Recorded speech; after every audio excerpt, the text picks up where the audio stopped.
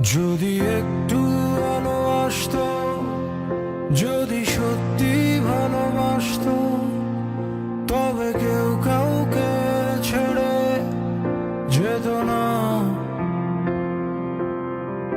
এই হাহাকার মেশানো ভুল, এই ক্লান্তির কলফুল, চোখের নিচে জায়গা পেত না। ভালো কেউ বাসে না, বুঝছে না এ হৃদয়। আমার সাথেই বলো